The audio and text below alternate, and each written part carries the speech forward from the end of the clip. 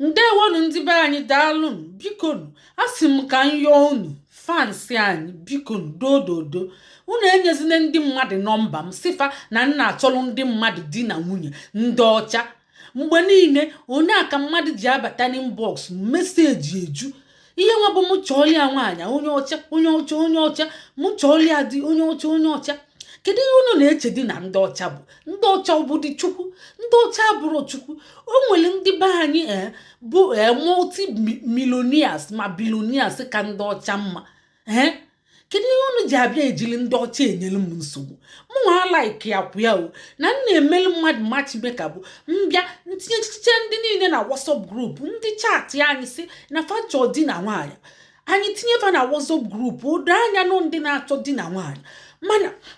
anyị na-ana unu obele ego wee tinye unu ilu ofe juru eju ị ga-afụ ọtụtụ mmadụ ga-amachi gị every Saturday na ụka ka WhatsApp group anyị ji emeghe anyị meghe enye ihe ị ga-eme bụ ide maka onwe gị nnọọ idechichi enye nnọọ verbatim ide ọtụtụ ihe ọbụọkwa nso si ise hello ikwu afa gị mba idechichi ọtụtụ ihe maka onwe gị itinye ife onye ga-alaiki gị ọbịa n'inbox ọ sị gị hello maka ndị niile na-ebe ahụ na-achọ di na nwaanyị kedu ihe ụfọdụ na-eme ifele m chọbalụfa nnọọ hand to hand match to match na ọ chọrọ nnọọ ịbata ebe ahụ na ihe nwa bụ na ọ na-ezo ezo ị na-ezo ezo izogburu onwe gị ọ bụ ihe Chukwu kwuru n'akwụkwọ nsọ sisi mebe ị na-ezo ezo onye bụ ka ọtụtụ ndị nụ di na nwunye ejiri abịa eweta testimony ụfọdụ asịfa ka etinye ya na peji ka ekene Chukwu fasị mba mana onwere ihe o mee ihe ịchọ ka anyị ga-eme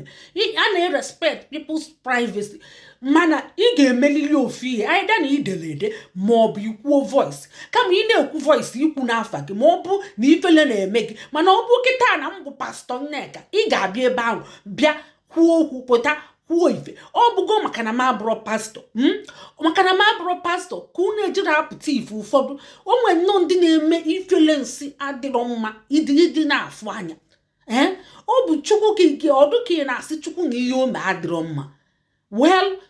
adult bụ adult ihe so gị ime mana ọ bụrụ na idere edemede wee kene si na-ekwu ihe Chukwu mere gị ma ọ bụ kwuo voice and ị ga-ekwu voice ikwusie ike ọ bụrụ ị na-ekwu ka ị na-alala ụla oyi nọ na bedroom ị kwesịrị ikwusie ike tinye nye mkpu ọkpasịra m gị tibe oke mkpu chatụba mana projekti ya voice kwusie okwu ike ka ndị ọzọ ihe m na-eli gafe adagbu na nna aba mba mgbe niile nna abụ ụdị mba kwụsie okwu ike ma ị na-eme testimony na onwere onye na-achụ gị ọsọ onwere onye na-ata gị alụ jos nnọọ maka na m abụrụ nnọọ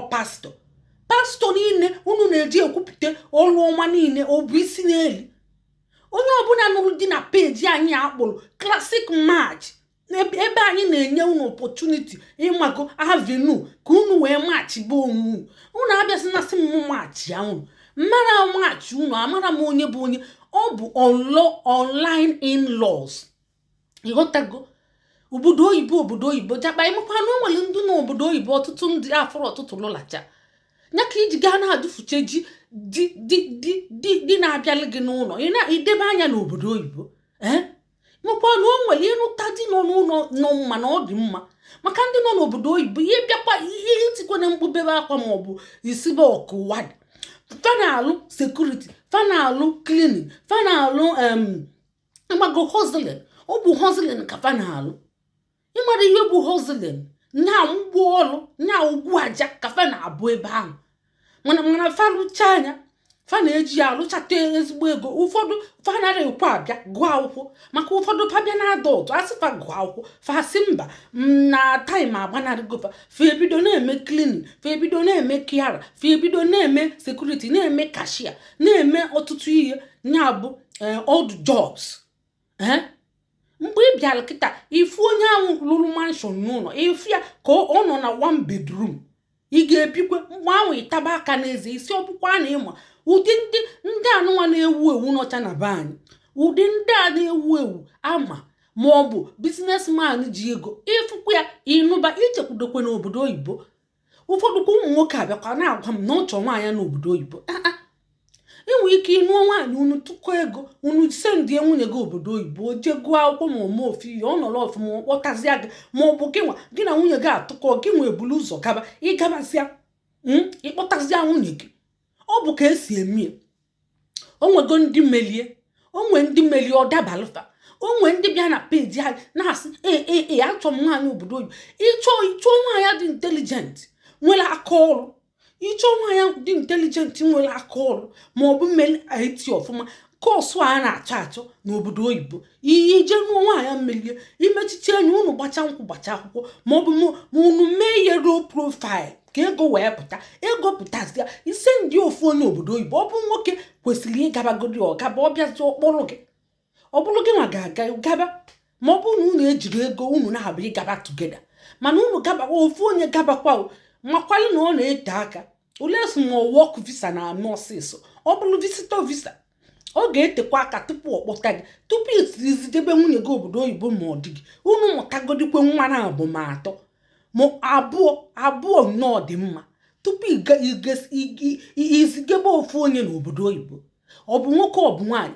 ọ bụrụ na ọ visitor visa ka o ji aga obodo oyibo ahụ unu mee ekweshọn unu amụtago nwa na abụ na onye dị intelligent o ji ego ejiri ego ọ bụrụ obodo oyibo na-agụ gị ime ijebe izigebe ofu onye obodo oyibo unu tụkọ ego ọnụ biko unu abịasị na onye ọbụla nyere mmadụ nọmba m wee jụta onye ahụ mblọkụ ụmụ onye nyere enye unu enyezina mmadụ nọmba m meseji juru like this na inbox m WhatsApp m niile oju anaghị m ama ebe m etinye aka etinye ọkwa ka anyị si na ka m kwụsị matchmaker ọkwa ndị admin anyị si m continue maka achọrọ m ụdị kọntaktị a ihe charity a na-eme ihe charity a na-eme matchmaker meghe charity wee na-emele unu na free maka obele ego ahụ dịka ego akara ma ego chụrụ ngo unu ruo fụ ndị na-anụ unu nnekwu ego unu agakwa ekwu okwu ndị na-anụ unu ọkatamkpa ego ọ bụkwa na ofu WhatsApp group ahụ ka ọ ga-etinye gị o nwere ike ma ndị mmadụ anọ nwere ya maka duto na charity bụ nke anyị mmadụ bịa junia unu nụrụ ebe ahụ